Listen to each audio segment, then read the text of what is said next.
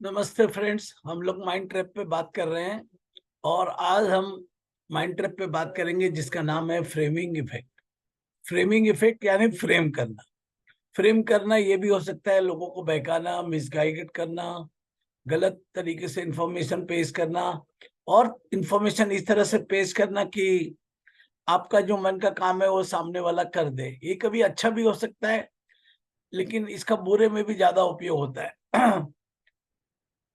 तो इसको समझने के लिए decision based on how information is presented और फ्रेम, निर्णय लेना उन सूचनाओं के अनुसार जो प्रस्तुत करने और फंसाने के अनुसार हो सकती है।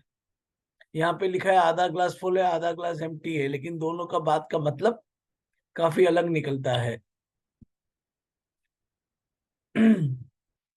ये फ्रेमिंग इफेक्ट का मतलब है कि लोग इस तरह से हमको प्रेजेंटेशन करते हैं, उस तरह से हमारा डिसीजन मेकिंग और हम उस तरह से इंफॉर्मेशन गैदर करते हैं।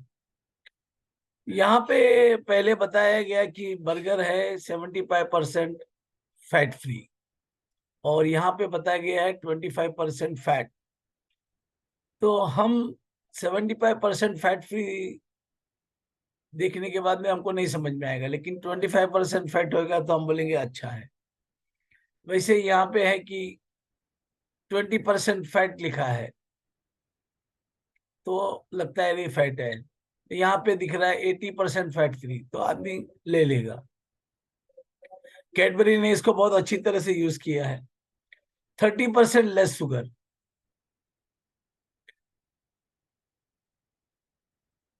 यहाँ पे बताया गया है कि पहले लिखा है कि 9 out of 10 contractor will recommend us, तो ये अच्छा स्टेटमेंट है।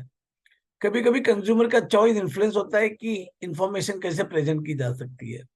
अगर ये कहा जाए कि 10% of our customer are not fully satisfied, तो ये नेगेटिव लगता है। लेकिन हम अगर कहते हैं 10 में से 9 कस्टमर हमारे साथ फुल्ली पॉजिटिव, तो ये एक पॉजिटिव स्पिन हो गया। फ्रेमिंग इफेक्ट करने के लिए अलग अलग तरीके यूज करे जाते हैं और हम इनके सबके एग्जाम्पल भी देखेंगे। तो पहला होता है ऑडिटरी फ्रेम, यानी ऑडियो से स्लो बोलना, हाई बोलना, म्यूजिक के साथ बोलना। आपने ये भी देखा होगा कि मॉल में म्यूजिक बजता है, वो म्यूजिक इसलिए होता है कि आप ज्यादा खरीदें। विजुअल फ्रेम भी हो सकता है। विजुअल फ्रेम में हम colour, imagery, font size, type type की साइज, टाइप की स्टाइल और इवन हमारी बॉडी लैंग्वेज या कलर। वैल्यू फ्रेम भी हो सकता है, जैसे कि एग्जांपल पे प्राइस 600 रुपया, डिस्काउंट 20%, या बोलेंगे डिस्काउंट 120 रुपया ऑफ। तो 20% कम लगता है, 120 हमको ज्यादा लगता है। फिर हम कुछ पॉजिटिव और नेगेटिव फ्रेम देखेंगे। तो ये महाभारत का फेमस किस्सा है जहाँ पे द्रोणाचार्य को मारने के लिए एक षड्यंत्र रचा गया था और यहाँ पे युधिष्ठिर को पूछा गया कि अश्वत्थामा मरा कि नहीं, तो फिर वो जोर से बोलते हैं अश्वत्थामा मर गया।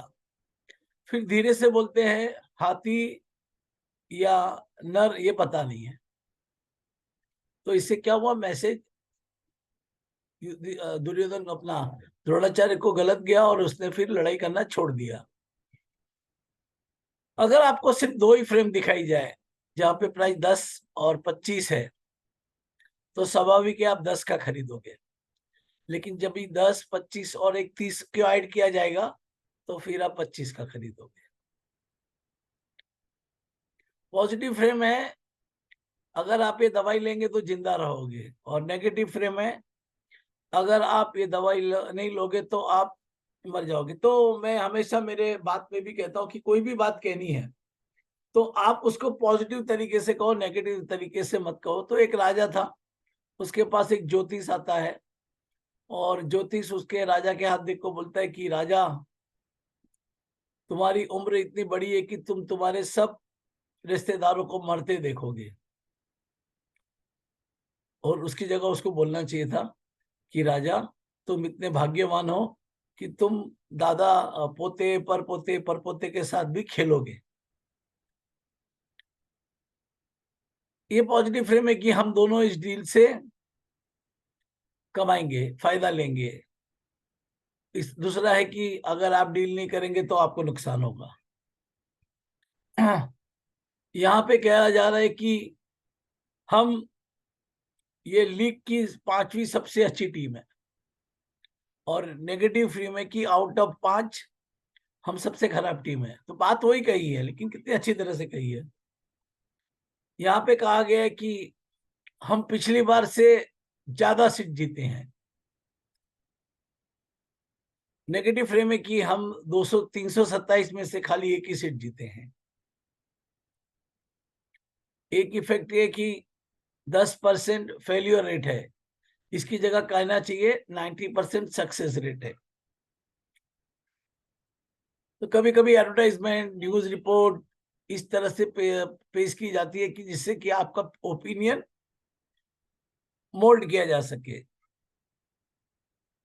तो कभी कभी न्यूज रिपोर्ट या स्टैटिस्टिक इस तरह से बनाया जाता है कि कोई चीज जो बहुत खतरनाक है वो कम खतरनाक दिखती है, या कोई चीज सादी है तो उसको बहुत खतरनाक दिखाया जा सकता है।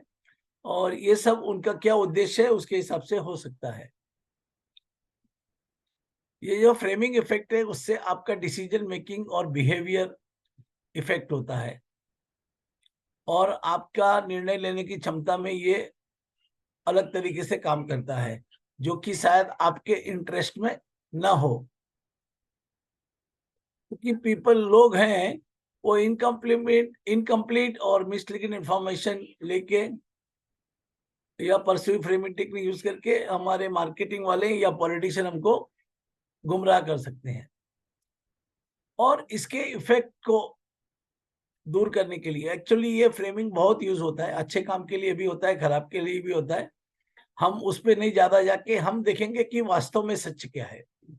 इसके लिए हमको पहले अवेयर होना चाहिए कि फ्रेमिंग इफेक्ट लोग यूज करते हैं, और हमको हमेशा बैलेंस्ड इम्पार्शियल इंफॉर्मेशन पता करना चाहिए या लेना चाहिए। आपको हर इंफॉर्मेशन को क्रिटिकली एनालाइज करना चाहिए, फ्रेमिंग वाले सवालों और जवाबों को ज्यादा करना चाहिए, और उसका उद्देश्य क्या है पहले ये सोचना चाहिए। कभी कभी कोई फ्रेमिंग कर रहे हैं अच्छे काम के लिए कर रहे हैं तो ठीक है, कभी कभी वो गलत काम के लिए है या आपको फंसाने के लिए है, तो क्वेश्चन इस मोटिव। और सबसे बढ़िया जो हम हमेशा बोलते हैं कि मल्टीपल पर्सपेक्टिव देखिए, जिससे कि आपका उस टॉपिक पे वेल राउंडेड ओपिनियन हो सकता है। तो हमने यहाँ पे बहुत सारे एग्जाम्पल भी देखे हैं, और ये कम्युनिकेशन में बहुत यूज किया जाता है अपनी बात समझाने के लिए, मनवाने के लिए। तो as a person who is not affected by mind trap, हमको इसको ध्यान से देखना है। पहली बात तो ये कि हमको समझना है कि ये फ्रेमिंग इफेक्ट यूज करते हैं लोग। हमको फ्रेमिंग इफेक्ट से ऊपर जाके आगे जाके क्रिटिकल एवेल्यूट करके इंफॉर्मेशन को बराबर लेके फिर डिसीजन लेना चाहिए। धन्यवाद।